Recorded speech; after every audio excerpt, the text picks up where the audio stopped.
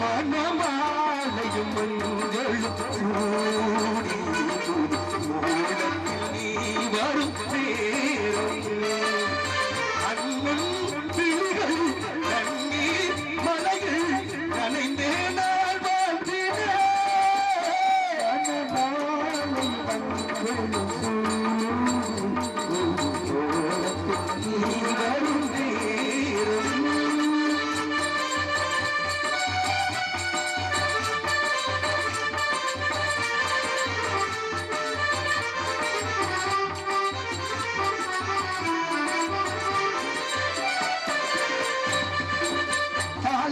கைகளுக்கு தங்கத்தில் செய்த காப்பு ஆலைப்பூ கைகளுக்கு வயிறத்தில் செய்த காப்பு முன்னெண்ணம் போட வேண்டும் ஊரெல்லாம் காண வேண்டும் கல்யாண நாளிலன்று கச்சேரி வைக்க வேண்டும் சின்னஞ்சிறு கிளியே தங்கம் தந்த தமிழே இலகு மலர்ந்த அரும்பை போலே மகளே நீ வாழ்க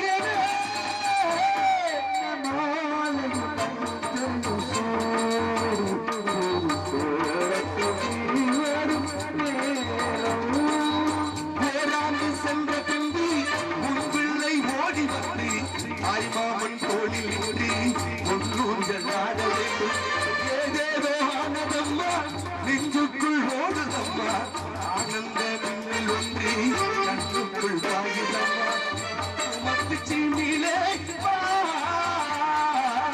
தங்கம் தந்த தமிழே இலைகள் மலர்ந்த அரும்பை போலே மகளே நீ வாழ்க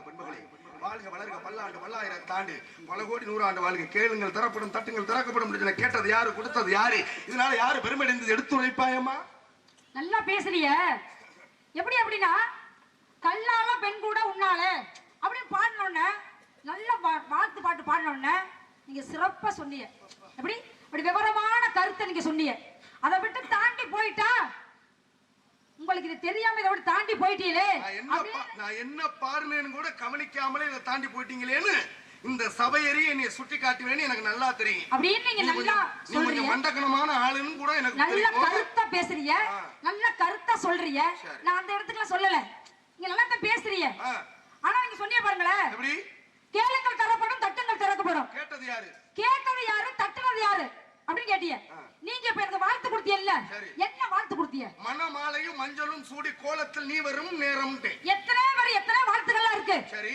ஏன் இந்த வாழ்த்து மட்டும் நீங்க கொடுத்தீங்க எனக்கு ஒரு மணப்பெண் ஒரு பெண்மகள் பருவமடைந்த பெண்மகள் காவலுக்கு வந்திருக்கேன்னு உங்க அண்ணன் சொன்னாரு ஒவ்வொரு பருவமடைந்த பெண்மகளும் இந்த இடத்துல நீ காவல் புரிந்தாலும் யாருக்காவது ஒரு வீட்டுக்கு மருமகளா போகக்கூடிய தன்மைதான் அப்ப நீ மனக்கோலத்துல போய்த்தானே ஆகணும் இப்ப ஒண்ணு இல்ல அதனால நான் என்ன கல்யாணம் முடிச்சா நான் வந்திருக்கேன் எனக்கு ஏன் நீங்க மனக்கோலத்துல வாழ்த்து ஏன் கொடுத்தீங்க நீங்க அப்படின்னு கேக்குறீங்கல்ல நல்ல அறிவு இருந்துதானே கேக்குறீங்க ஒண்ணு இல்ல பூ புனித நீராட்டு விழான்னு வைப்பாங்க பூ புனித நீராட்டு விழா ஏன் பூ புனித நீராட்டு விழான்னு வச்சாங்க தெரியுமா காதணி விழான்னு வைக்கிறாங்க பூ புனித நீராட்டு விழா அப்படின்னு பாருங்க சடங்கு வச்சிருக்கேன்னு சொல்லுவா கிராமத்துல இது வழக்கு சொல்லு என் பிள்ளைக்கு சடங்கு வச்சிருக்கேன் அதனாலதான் பத்திரிகை வைக்க வந்தேன்னு சொல்லுவாங்க ஆனால் அந்த பத்திரிகையில பூ புனித நீராட்டு விழான்னு சொல்லுவாங்க காரணம் என்னன்னா ஒரு பெண்மகள் பெரிய பெண் ஆயிட்டா பருவம் அடைந்து விட்டால் ஒரு பூ என்ன தெரியுமா செய்யும் பூவாகி பிஞ்சாகி காயாகி கனி ஆகுவது இந்த உலகத்துடைய இயல்பு என்று சொன்னார்கள் அப்ப ஒரு பூ காயாகுது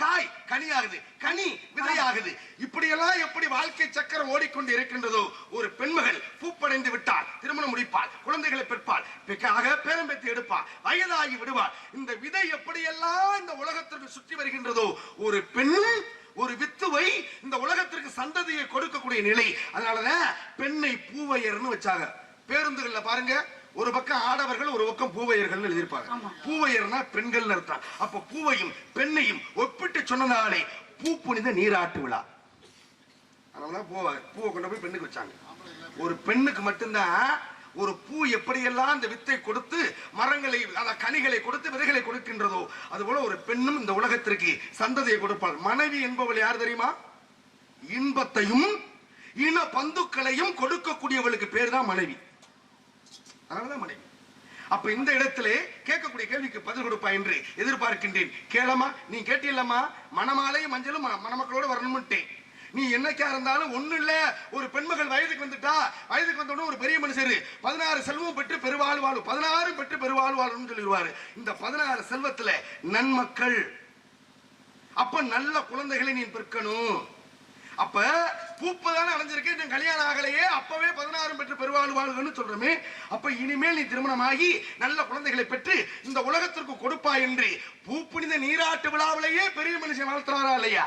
அந்த மாதிரி இந்த இடத்துல காவலுக்கு நீ வந்தாலும் கூட ஆக திருமண கோலத்தோடு வந்து ஒவ்வொரு நிகழ்வுகளையும் கலந்து ஒரு வீட்டுக்கு மருமகளாக சென்று இந்த உலகத்துக்கு பெருமை சேர்க்கணுங்கிற நோக்கத்தோடு தான் பாடுனேன்.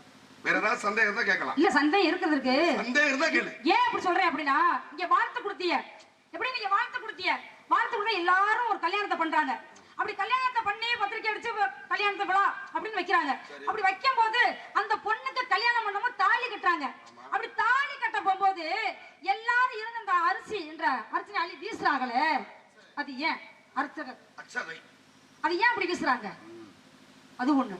அடுத்து கல்யாணம் பண்ணதுக்கு அப்புறம் தாலி கட்டின 3 முடிச்சு போடுறாங்கல்ல, அந்த 3 முடிச்சு எதுக்கு போடுறாங்க?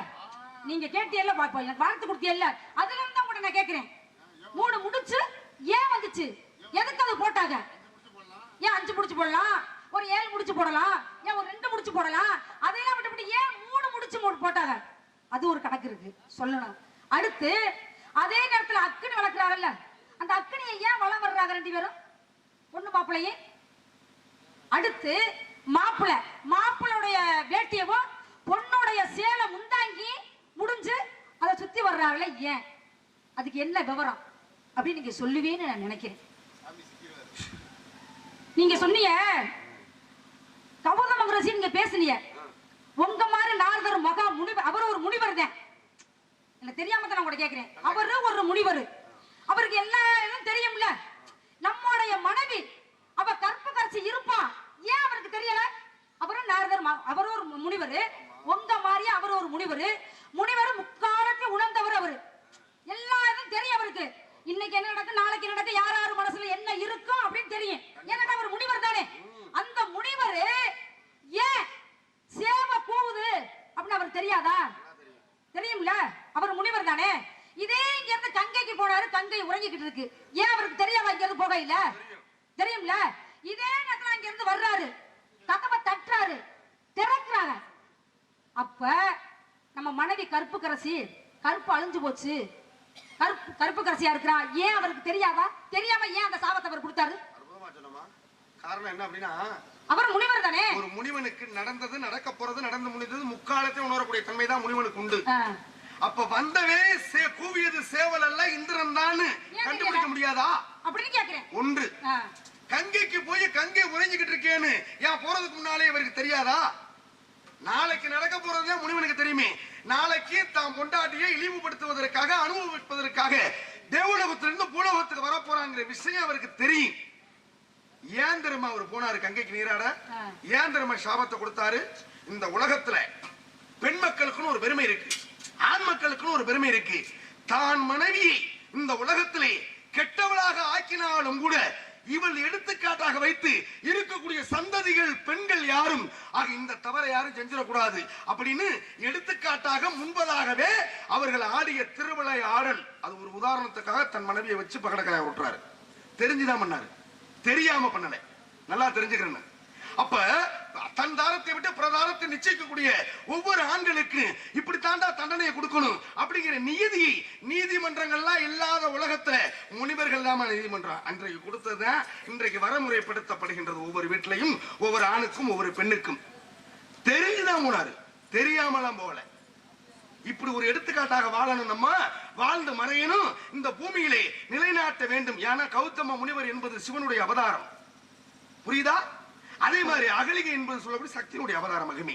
இவர்கள் இந்த பூமியிலே தோன்றி ஒரு எடுத்துக்காட்டாக விளங்கி மறைய வேண்டும் என்பது நியதி. நான் கேட்டதுக்கு பதில் சொல்லு. கேளுங்கள் தரப்படும், தட்டுங்கள் திறக்கப்படும். அதிலே நிக்கிறார் சாமி, அதை விட்டு போறாருல. நீ எத்தனை கேள்வி கேட்டேன்? ஏமா கேளுங்கள் தரப்படும், தட்டுங்கள் திறக்கப்படும் கேரிய. நான் சொல்றேன், நீங்க ஒரு வார்த்தை, ஒரு சின்ன வார்த்தை, ஒரு வார்த்தை சொல்லிவிட்டிய. எப்படி? யார்கிட்ட? அம்மா சாவுத்திர மகன் சொல்லிட்டிய. என்ன சொன்னீங்க? தீர்க்க சுமங்கலி பவா. வணங்கி வரும்போது தீர்க்கலி சுமங்கலி பவா அப்படி நீங்க வார்த்தை கொடுத்துட்டீங்க. ஆனா உங்களுக்கு உங்களுக்கு எல்லா விவரமும் தெரியும். எப்படி எல்லா விவரமும் உங்களுக்கு தெரிஞ்சிருந்து புருஷன் ஒரு வருஷத்துக்குள்ள சத்தியவன் இறந்து போயிருவாருன்னு உங்களுக்கு எல்லா விவரமும் தெரியும். தெரிஞ்சிருந்து ஏன் அந்த வார்த்தை நீங்க கொடுத்தியா? அற்புதமான கேள்வி. இது ஒரு அற்புதம். இது மக்களுக்கு தேவையான விஷயம். ஏன் இந்த வார்த்தை நீங்க கொடுத்தியா? சத்தியவான் ஒரு வாரத்துல இறக்க போறான்னு எனக்கு தெரியும். அதாவது ஒரு வருடத்துக்குள்ள இறக்க போறான்னு எனக்கு தெரியும். ஆனால் இருந்தும் தீர்க்க சுமங்கலி பவான்னு சொல்லியாச்சு. அப்ப தீர்க்க சுமங்கலி பவான்னு சொன்ன உடனே ஒரு வருடத்துல இறக்கின்றான். சாவித்திரி நேரம் ஓடி வரா. நீங்க தானே சுவாமி தீர்க்க சுமங்கலி பவான்னு சொன்னீங்க. நீண்ட காலங்கள் வாழ போறேன்னு சொன்னீங்க. நீங்க கொடுத்த வாக்கு பொய்யாக போகுதே, இறந்து போனானேன்னு சொல்றாங்க. அப்பதான் அங்கேயும் ஒரு பகடக்காய். ஒரு பெண்ணுடைய கற்பு நெறியால் கற்போடு மகிமையோடு இந்த பூமியிலே எந்த பெண்மகள் இருக்கின்றாளோ அவளுடைய கணவன் இறந்தாலும் கணவனை மீட்கக்கூடிய தன்மையை உருவாக்க முடியும். அதான் கற்புத்தி. அதனால யாரால வந்துச்சு பாருங்க, நான் சொல்றேன். அப்பதான் பாருங்க, நேரடியா போய் இங்க இருந்து யமதர்மனுடைய மதிய மதங்க செய்து குழந்தைகள் எனக்கு வேற யாரும் கிடையாது, எனக்கு ஒரு ஆதரவா குழந்தையாவது கொடுங்கன்னு கேட்க சொல்றது நான் தான். கேட்ட உடனே மதிமயங்கி தந்தேன்னு சொல்றாரு. குழந்தைய தந்துட்டீங்கன்னா புருஷன் இல்லாம எப்படி குழந்தை வரும்? கேப்பாங்கல்ல.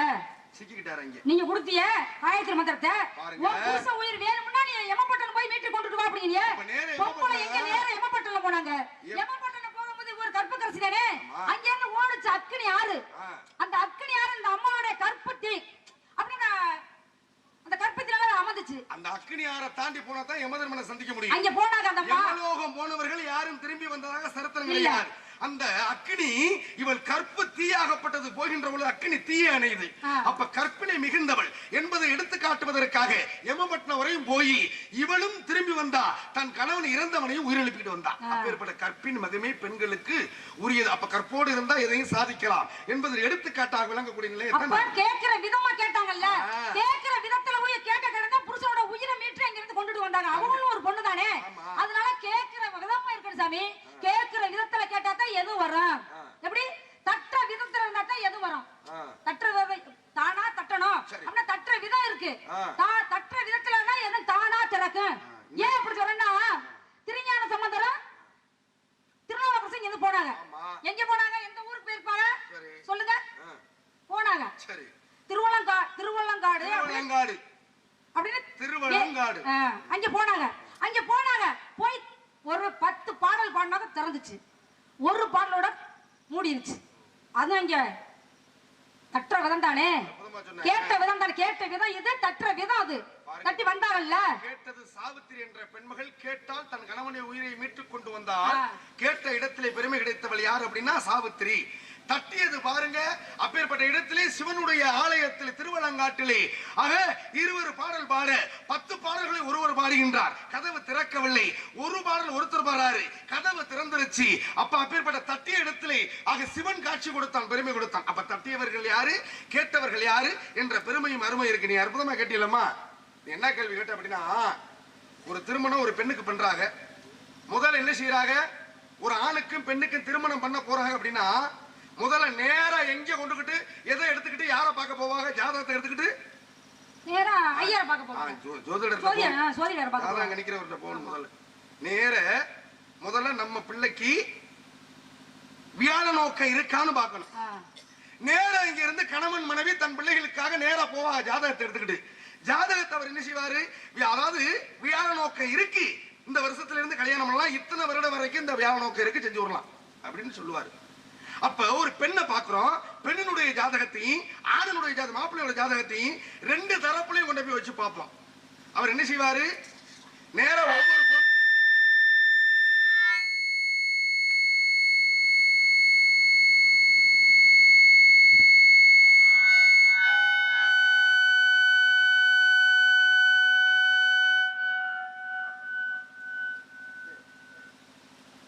ஹலோ ஹலோ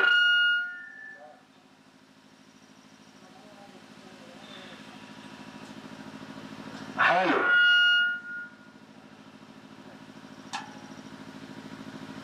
ஹலோ ஹலோ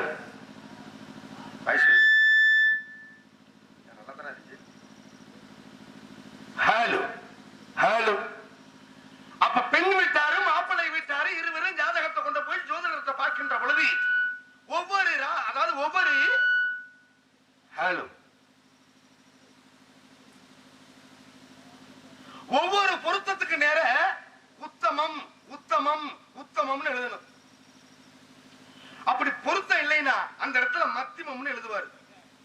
அப்ப முதல் பொருத்தம் தின பொருத்தம், இரண்டாவது பொருத்தம் மன பொருத்தம், மூன்றாவது பொருத்தம் மாங்கல்ய பொருத்தம், நான்காவது பொருத்தம் மகேஸ்வர பொருத்தம், அஞ்சாவது பொருத்தம் ரச்சு பொருத்தம், ஆறாவது பொருத்தம் யோனி பொருத்தம். இப்படி ஒவ்வொரு பொருத்தத்தையும் சொல்லிட்டு வருவாரு. தின பொருத்தம்னா என்ன? இதுவரைக்கும் யாராவது நம்ம ஒரு பிள்ளைக்கு கல்யாணம் பண்ண போறோம், தின பொருத்தம்னா என்னையா அதுக்கு நேரம் உத்தமம்னு எழுதிருக்கீங்களே, என்னன்னு இதுவரைக்கும் எந்த தாய் தகப்பனாவது கேட்டிருக்கீங்களா? கேட்கணும்ல. பொருத்தம் இருந்தா சரின்னு போறதானே. அது எப்படி அவர் எதை வேணாலும் சொல்லுவார், நம்ம எதை வேணாலும் கேட்டு வர முடியுமா? இதுல இன்னொரு உதாரணம் சொல்றேன், கொஞ்சம் அவகாசம் கொடுமா, நான் கொஞ்சம் பேசிக்கிறேன். உங்கள்ட்ட அவகாசம் நான் வாங்கணும். ஏன்னா நீ நாயகி, இந்த இடத்துல வள்ளி கதாபாத்திரம் ஒன்னே வச்சுதான் நாங்க. அப்ப நான் உங்கள்கிட்ட அனுமதி கேட்கணும், மக்களுக்கு தேவையான விளக்கத்தை கொடுக்கணும்னு ஆசைப்படுறேன். ஏன்னா நீ ஒவ்வொரு கேள்விகளா கேட்ட கேள்விக்கு நான் பதில் சொல்லணும்ல. சபை நாகரிகம் பதிலா நீங்க கேட்ட கேள்விக்கு நான் பதில் கொடுக்கணும். அதனால தலைவிங்கிற பொறுப்புல இருக்கீங்க. நீ என்னைய தேடி வரல, நான் தான் உன்னைய தேடி வந்திருக்கேன்.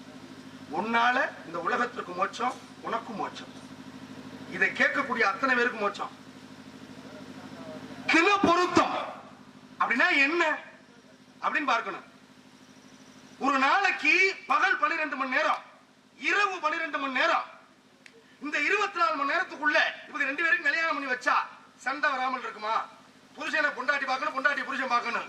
அன்றைக்கு சண்டை இல்லாம இருந்துட்டால் தின பொருத்தம் உத்தமம்.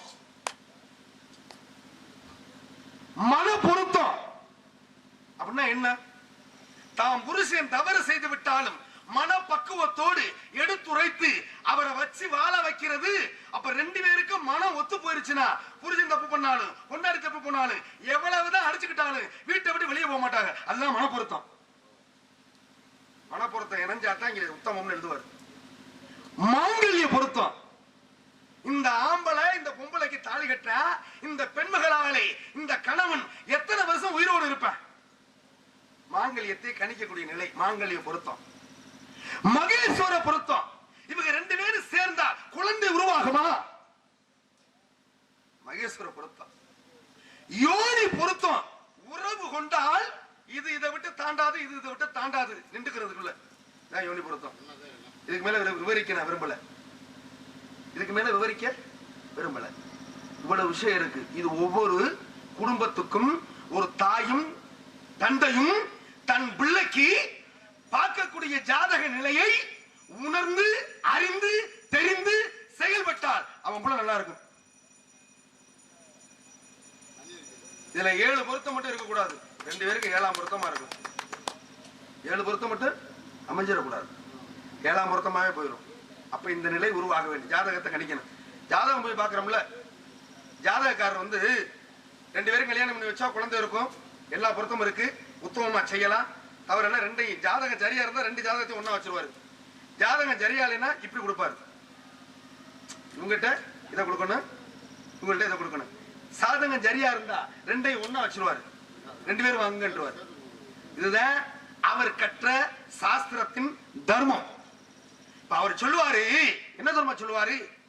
அதாவது இப்ப 2 பேரும் கல்யாணம் பண்ணி வச்சா ஆம்பளை பிள்ளை இருக்கு பொம்பளை பிள்ளை இருக்கு, பிள்ளைக்கு ஒன்றும் குறைச்சல் இல்ல, போங்கன்றுவாரு. கல்யாணம் பண்ணிக்கிட்டு வாங்க. யாராவது இதுவரைக்கும் எந்த ஜாதகக்காரராவது இவங்க 2 பேரும் கல்யாணம் பண்ணி வச்சா ஆண் வாரிசு இருக்காது, இல்ல வெறும் ஆண் வாரிசு இருக்கு பெண் வாரிசு இருக்கான்னு எந்த ஜாதகக்காரராவது சொன்னது உண்டா?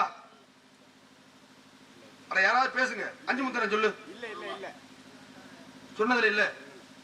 ஆம்பளை பிள்ளை இருக்கு பொம்பளை பிள்ளை இருக்குன்னு சொல்லிட்டு தானே ஜாதகத்தை ஒண்ணா வச்சு கொடுக்குறாரு. கல்யாணம் பண்ணி வைக்கிறோம்ல, ஆண் வாரிசு இல்லாமலே போயிருந்தா இல்லையா ஒரு சில பேருக்கு? இத தெரிஞ்சு அவர் கொடுக்கிறாரா தெரியாம கொடுக்கிறாரா? கமலத்தான் சொல்லுங்க, யாராவது ஒருத்தர் சொல்லுங்க. எல்லாரும் பிள்ளைகளை பெற்றவர்கள் தான், எல்லா பிள்ளைகளும் கல்யாணம் பண்ணிருக்கீங்க. யாராவது ஒருத்தர் இந்த அம்மா கேட்ட கேள்விக்காக பதில் நான் கொடுக்குறேன், இல்லைன்னா நேரம் 2 பாட்டை பாடிட்டு நான் உள்ள போயிருப்பேன். ஏன்னா அடுத்தவர் தயாரா இருக்காரு. இந்த இடத்துல இவங்க 2 பேரும் கல்யாணம் பண்ணா ஆண் வாரிசு இருக்காதுப்பா அப்படின்னு சொன்னா அந்த பொண்ணு எடுப்பீங்களா? சரி இவங்களுக்கு வெறும் ஆம்பளை பிள்ளையெல்லாம் பிறந்தாலும் பெண் வாரிசு இருக்காதுப்பா அப்படின்னு சொன்னா யாராவது பிள்ளை எடுப்பீங்களா? அப்ப இதனுடைய என்ன அதுக்குள்ள உட்கருத்து? ஏன் அதை மறைக்கிறாரு? இந்த உலகத்துல பூகம்பம் எத்தனாவது நாள் வரப்போகுது, மக்கள் எல்லாம் பாதுகாக்கணும் அப்படின்னு இந்த அறிவியல் ஆராய்ச்சி கண்டுபிடிப்புல விஞ்ஞானிகள் உலகத்துல மக்களை பூரா பாதுகாக்கிறோமா இல்லையா? இந்த தேதியில இந்த இடத்திலே புயலாலே ஒரு மழை உருவாக போகுது அப்படின்னு சொல்லி மேட்டு பகுதிகளுக்கு மக்களை கொண்டு போய் சேர்க்கிறது இல்லையா? அப்ப புயல் வர்றது தெரியுது, பூகம்பம் வர்றது தெரியுது, அதே மாதிரி மழை வர்றது தெரியுது. இந்த விஞ்ஞான உலகத்துல இவங்க ரெண்டு பேரையும் சேர்த்து வச்சா ஆண் வாரிசு இருக்காது அப்படின்னு கணிக்க முடியுமா முடியாதா? அப்புறம் ஏன் சொல்லல அவரு? அதுதான் தொழில் தர்மம். ஒளிபெருக்கி நல்லா இருந்துச்சுன்னா, அற்புதமான ஒளிபெருப்பு. எங்க அண்ணனுக்கு வாழ்த்துக்கள் கொடுத்தோம். ஒவ்வொரு ஆளும் நல்லா இருந்ததுனால நல்லா இருக்குன்னு மனப்பூர்வமா அந்த ஆத்தா மேல சத்தியமா சொன்னேன். நல்லா இல்லைன்னு வச்சுக்கீங்களே, அற்புதமான ஒளிபெருக்கின்னு சொல்லுவோம். ஏன் தெரியுமா? அதுதான் தொழில் தர்மம். அவரை காட்டி கொடுக்க கூடாது. இந்த நிகழ்வு தான் இங்க நடக்குது. இதான் விஷயம். இன்னும் நிறைய பேசினா நிறைய பேசலாம். இந்த மாதிரி ஒரு கதாநாயகம் அமையணும். அமைஞ்சாதான் இப்படி கேள்வி கேட்டாதான் நான் பதில் கொடுக்க முடியும். சம்பந்தம் இல்லாம போய் நீ பட்டி நான் பட்டி நான் அடிச்சுக்கிட்டு வேணா போறது உண்டு. இந்த இடத்துல ஏன் அனுபவத்துல சொல்றேன். தமிழ் தெரியும். மண்டை உடைச்சுக்கிறது. ஒரு பெண்மகள் இந்த ஊருக்கு வந்ததிலே மற்றற்ற மகிழ்வானே. நான் இப்படி கேட்கணும்யா. 3 முடிச்சு போடுறாங்க. 3 முடிச்சு ஏன் போடணும்? இந்த அம்மா கிடைச்சல 5 முடிச்சு போடலாம்ல, 7 முடிச்சு போடலாம்ல, 9 முடிச்சு போடலாம்ல, ஏன் 1 முடிச்சு போடலாம்ல? அது என்ன 3 முடிச்சு? 3 முடிச்சுக்கு என்ன விளக்க? கட்டின பொண்டாட்டி எனக்கு நீங்க 3 முடிச்சு போட்டீங்களே, ஏங்க போட்டீங்கன்னு கட்டிக்கிட்ட புருஷமார்களை கேட்டா என்ன சொல்லுவீங்க? யாராவது நீங்க கேட்கிற மனைவி கேக்குது, என்னங்க எல்லாரும் செய்யற சடங்கு நீங்களும் செஞ்சிருக்கீங்க, இதுக்கு என்ன காரணம்? 3 முடிச்சு தான் போடணுமா? ஏன் 5 முடிச்சு போட்டா நிக்காதா கழுத்துல அப்படின்னு கேட்டா, இதுக்கு என்ன? இந்த 3 முடிச்சுக்குள்ள ஒரு பெண்ணுடைய வாழ்க்கை அடக்கமுடான்ட்டான். என்ன அந்த தத்துவம் அப்படின்னு பார்க்க போனோம்னா, முதல் முடிச்சு கட்டிய கணவனுக்கு கட்டுப்பட்டு நடப்பேன் என்பது முதல் முடிச்சு. 2வது முடிச்சு பிறந்த இடத்து பெருமையை புகுந்த இடத்திலே சேர்ப்பேன் என்பதற்கு அடையாளமாக 2வது முடிச்சு. 3வது முடிச்சு புகுந்த இடத்து குடும்பத்தை தலைவிங்கிற பொறுப்புல இருந்து மானத்தையும் கற்பையும் காப்பேன் என்பதற்கு அடையாளமே 3. இந்த 3க்குள்ள முடிஞ்சு வச்சு ஒரு பெண் பொம்பளையோட வாழ்க்கை. இதை விட்டா தாண்ட போகுது, முடிஞ்சு வச்சு. அடுத்து இந்த அம்மா என்ன கேட்டுச்சு? கெட்டி மேளம் சொல்லுவாங்க. இதுலயும் பாருங்க, முடிச்சு போடுறதுல 1 முடிச்சு தான் ஆம்பளை போடுவேன். இந்த 2 முடிச்சு யார் போடணும்? நாத்தனார் தான் போடணும். நாத்தனாரு மாப்பிள்ளைமா குடும்பம் நடத்த போறாங்க, புருஷன் முன்னாடி தான் நடத்த போறாங்க. இதுக்கு இடையில நாத்தனாரை கூட்டு கொண்டாந்து இடையில முடிச்சு போட வைக்கிறீங்களே, இதுக்கு இந்த கல்யாணத்துக்கு ஜம்பம் தானே? நாத்தனாரை கூட்டியாந்து அந்த குடும்பத்துல பிறந்த ஒரு பொம்பளை பிள்ளைய யாராவது ஒருத்தர் முடிச்சு போடணும். இல்லைன்னா சின்னத்தா மக்கள் பெரியத்தா மக்களை யாராவது ஒரு பொம்பளை பிள்ளை வந்து போடணும். சாஸ்திரத்துக்கு கல்யாணத்துக்கு வந்த 500 பேர்ல ஒரு பொம்பளை பிள்ளையில கூட்டியாந்து அம்மா சாஸ்திரத்துக்கு போட்டு போன்னு சொல்ல முடியாதா? ஏன் கூட பிறந்த சகோதரிக்கு நாத்தனார் முடிச்சுக்கு பெருமை கிடைத்தது இந்த பூமியில அப்படின்னு பார்க்க போனோம்னா, அதுலதான் மிகப்பெரிய தத்துவத்தை அடக்கி வைத்தார்கள் நம்மளுடைய முன்னோர்கள். அதாவது கூட பிறந்த சகோதரிக்கு இருக்கக்கூடிய எண்ணமும் செயலும் வேற பெண் மக்களுக்கு இருக்காதான். அதாவது 1 முடிச்ச புருஷன் போட்டுருவாரு, இன்னும் 2 முடிச்ச நாத்தனார் போடுன்னு சொல்லுகின்ற பொழுது, அந்த நாத்தனார் 2 முடிச்ச போடுகின்ற பொழுது அது மனசுக்குள்ள என்ன தர்மம் உதயமாகுமா? இந்த குடும்பத்துல எங்க அப்பாவுக்கு மகளா இருந்தேன், எங்க அம்மாவுக்கு மகளா இருந்தேன், நான் இன்னொரு இடத்துக்கு வாக்கப்பட்டு போறேன், நான் முதமக, நீங்க என் இடத்துல வந்து நீங்க இருந்தீங்கன்னா நீங்க மருமக. அதனால மருமகனே பேரு. நான் முதமக, நீ மருமக, மருமகன் பேரு. அப்ப அந்த அம்மா முடிச்சு போடும்போது என்ன மனசுக்குள்ள நினைக்கும்னா, இந்த குடும்பத்தோட மானத்தையும் கற்பையும் எப்படியெல்லாம் காவுந்து பண்ணி வச்சுட்டு, எங்க அப்பாவையும் அம்மாவையும் காவுந்து பண்ணி பாதுகாப்பா வச்சுட்டு நான் போறணும், என் இடத்துல நீங்களே இருந்து எங்க அப்பாவுக்கு மகளாகவும் எங்க அம்மாவுக்கு மகளாகவும் இந்த குடும்பத்தோட மானத்தையும் கற்பையும் காக்கணும்னு அந்த எண்ணம் கூட பிறந்த சகோதரிக்கு மட்டும்தான் வருமா. அதனாலதான் நாத்தனார் முடிச்சு. அதனாலதான் நாத்தனார் முடிச்சு. இதெல்லாம் சும்மாவா சொல்லி வச்சாங்க. அடுத்து இந்த அம்மா என்ன கேட்டுச்சுன்னா, கெட்டி மேளம்னு சொல்றாங்க, அச்சதைய போடுறாங்க. ஏன்? ஒரு அரிசி, அதுக்கு பேர் அச்சதை. கிராமத்துல காப்பரிசின்னு பேர். அதுக்கு காப்பரிசி அப்படித்தானே? காப்பரிசி, காப்பரிசின்னு சொல்லுவாங்க. அப்ப அந்த அரிசியை கடையில வாங்க கூடாதான். நம்மளுடைய முன்னோர்கள் வகுத்து வைத்த வழி. கடையில வாங்கினா இந்த இயந்திரத்துல போட்டு அரைச்சிருப்பாங்க, மிஷின்ல போட்டு அரைப்பாங்க, 2 முனையும் முறிஞ்சு போயிடும். இந்த முறிஞ்சதை தூக்கி போடக்கூடாது அவங்க மேல. அவங்க 2 பேரும் முகம் முறிஞ்சு 1 மாதத்திலே கோவப்பட்டு வந்துடும் நம்ம வீட்டுக்குள்ள. அப்ப கையால நெல்லை உரிக்கணுமா. 5 பெண்கள் 7 பெண்கள் 9 பெண்கள் வரிசையா உட்கார்ந்து திருப்பூட்டத்துக்கு எப்படி எல்லாம் நூல் தயார் பண்றாங்களோ அது மாதிரி பெண்களை உட்கார வச்சு நெல்லை உரிச்சி அதுல மஞ்சளை தடவி அந்த அரிசியில பச்சரிசியில மஞ்சளை தடவணும்னே மஞ்சள் நிறமா மாறிடும். அந்த அரிசியை பூமியில புதைச்சு வச்சோம்னா 100 வருஷம் ஆனாலும் அந்த அரிசியை விட்டு மஞ்சள் நிறம் பிரிவதில்லை, மாறுவதில்லை.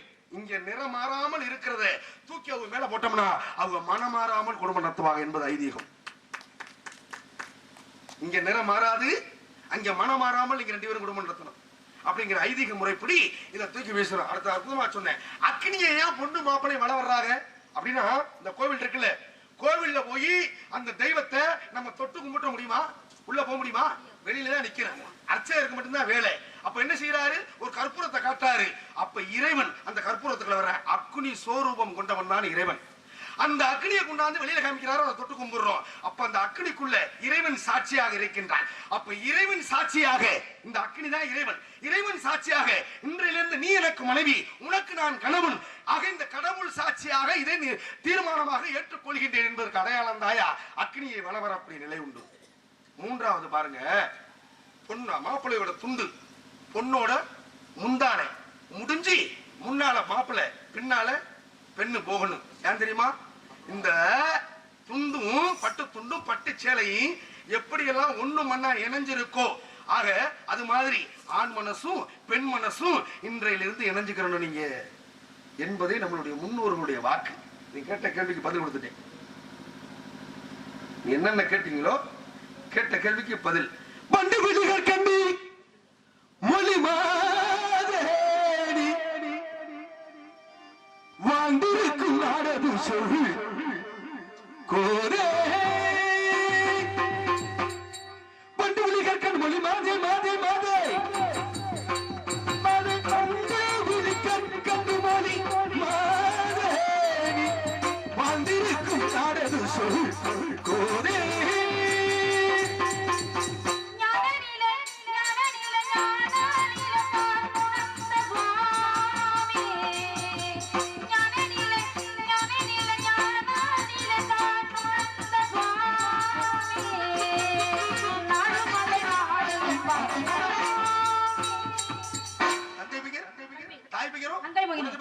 வந்திருப்பது என்ன காவல்? என்ன திணை? யாருக்காக? எங்களுக்கு செந்தில செந்தில் வடிவேல் முருகனுக்காக. உங்களுக்கு செந்தூர் வடிவேலனுக்கு செந்தனையை கொடுக்கிறேன். பெண்களுக்கு உண்டான பருவங்கள் 7 பருவங்கள். என்னென்ன பருவம்? பேதை பதுமை மங்கை மடந்தை அறிவை தெளிவே பேரிளம் பெண் என்று சொல்லக்கூடிய 7 வகை பருவம். பெண்ணுக்கு மட்டும்தான் 7 பருவம் இல்ல, ஆணுக்கு 7 பருவம் இருக்கு. பாலன், மீலி, மரவன், திரளோன், காளை, விடலை, முதுமகன் என்று சொல்லக்கூடிய 7 பருவம் ஆண்களுக்கு, 7 பருவம் பெண்களுக்கு. பெண்ணுக்கு எத்தனாவது பருவத்துல மனம் முடிக்கணும்? கல்யாணம் பண்ணி வைக்கணும். 3வது பருவத்துல மங்கை பருவம் வந்துட்டாலே மனம் முடிச்சு வைக்கணும். ஒரு ஆம்பளைக்கு எத்தனாவது பருவத்துல மனம் முடிக்கணும்? காளை. அவன் காளை ஆயிட்டானா அவனுக்கு கட்டு போட்டு ஆகணும். அப்ப 5வது பருவம் ஆணுக்கு, 3வது பருவம் பெண்ணுக்கு. 5 3 8 8க்குள்ளதான் உன் வாழ்க்கை இருக்குமா? உன்னுடைய உருவத்திற்கும் பருவத்திற்கும் தகுந்தார் போல உனக்கு மாப்பிள்ளை முருகனை பார்த்து வந்திருக்கேன். முருகனை பார்த்துருக்கீங்களா? ஆமா. ஏன் சாமி? அவர் ஏற்கனவே கல்யாணம் பண்ணி இருக்கு. இருக்கட்டும். முதல் மனைவி ஒண்ணு இருக்கு. 2ஆம் தரமா போகணும்னு எனக்கு தலையிருக்கா? 2ஆம் தாரம்னு நீ ஏன் நினைக்கிற? உனக்கு முதல் தரம் வாங்கி தரேனா? இப்ப ஒரு விஷயம் பாருமா, அவரு நாங்க மானிட பிறவி, அவர் தெய்வ பிறவி. அவரை போய் நான் கல்யாணம் பண்ணிக்கிற முடியுமா? ஆண்டாள் என்ற பெண்ணு மானிட பிறப்பு தான். திருமாலை மணந்து கொள்ளலையா? எவ்வளவு பெருமை, எவ்வளவு அருமை. மாலையிட்ட குலத்திலே பிறந்து திருமாலை மணந்தாளே, ஆண்டாளுக்கு எவ்வளவு பெருமை பார்த்தீங்களா? இன்றைக்கு ஸ்ரீவில்லிபுத்தூரிலே ஆக எவ்வளவு பெருமை. இன்றைக்கு ரூபா நோட்ல பாருங்க, ஸ்ரீவில்லிபுத்தூருடைய கோபுரத்தினுடைய அந்த படம் தான் 100 ரூபா நோட்ல பதிச்சிருக்காங்க. அப்ப எப்பேற்பட்ட பெருமை, அருமைகள் நிறைந்த பூமி. அது இருந்தாலும் கூட சொல்லும் வார்த்தைகளை கேட்டா மோச்சம், இல்ல நம்ம வாழ்க்கை வீச்சம். அது மோச்சம் வேணுமா? அல்லப்பகல் முந்தன அவஸ்தை கெடிபடுத்து, அல்லப்பகல் முந்தன அவஸ்தை கெடிபடுத்து, அவனுக்கு போல இருப்பாசம் என்பது சொல்லும் வார்த்தைகள். சாமி கூட்டி கூட்டி கொடுப்பது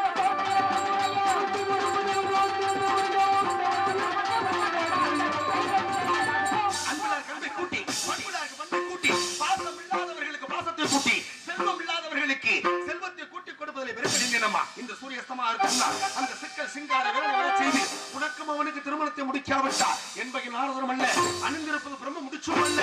இது சத்தியம், இது சத்தியம். அதுவரைக்கு இருக்கிற பக்தியும் போயிட்டு வர வைத்தியரான மயில கூட்டி ஒரு நல்ல வைத்தியம். முருகா முருகா, நானும் வேண்டாம் விருப்பமா பேசினதுனாலே என்னை மன்னிச்சு இன்னைக்கு விரிவால் வந்து என்னை ஆட்கொள்ள வேண்டும் முருகா.